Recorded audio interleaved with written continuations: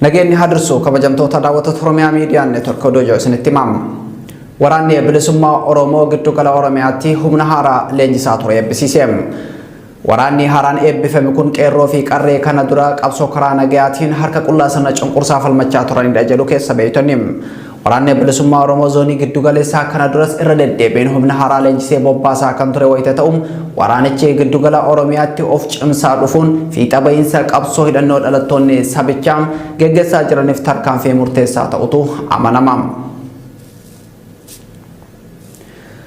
Mootummaan diina jechuun nu adamsaa waan jiruuf magaalaa fi lafa gabaallee deemne maatii keenya midhaan shamatachuu hin dandeenye jedhan hawaasni Booranaa gandoota baadiyyaa keessa jiraatu.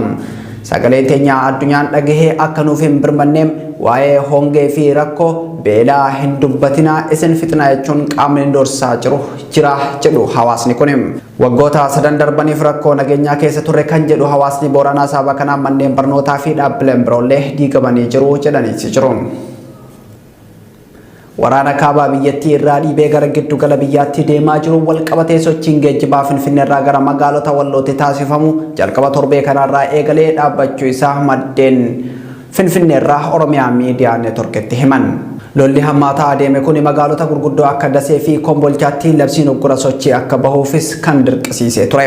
Dabalataanis sodaa waraanaa kanaan buqqaatonni kumaatamaan magaalaa Dasee irraa gara Kombolchaatti akkasumas Kombolcha irraa ammoo Harbuu fi Kamiseetti baqataa jiraachuu maddeen keenya Walloo irraa beekuun danda'ameeti jira.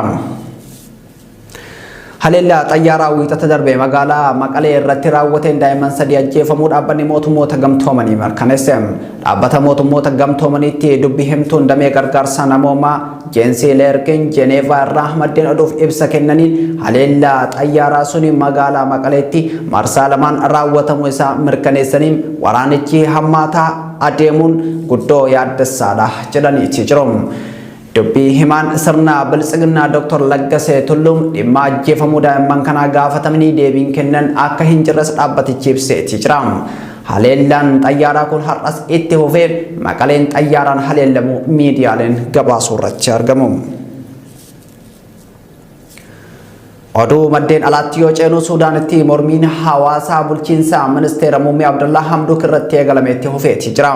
Gidduu kana lammiileen biyyattii kumaatamaan lakkaa'aman naannoo masaraa mootummaa biyyattii magaalaa Kaartuumitti argamutti walgahuun mootummaa ceehumsaa biyyattiitiin aangoo gadi lakkisi jechuu irratti argamu. Mormiin kun baha biyyattiitis itti fufee hanga ulaa galaana biyyattii Poort Suudaan cufuutti kan gahe wayita ta'u mootummaa ceehumsaa biyyattii galaafachuu mala jedhamaati jira. Oduu gama Keeniyaa irraa argannetti yoo ceenu onkoloolessa bara 1952 waggaa 69 har'aa koloneeffattooti British qabsaa'ota Keeniyaa 5 fi abbaa bilisummaa Keeniyaa kan ta'an Jomo Kenyatta miseensa garee maa'uu jechuun hidhatti naqxeeti turte.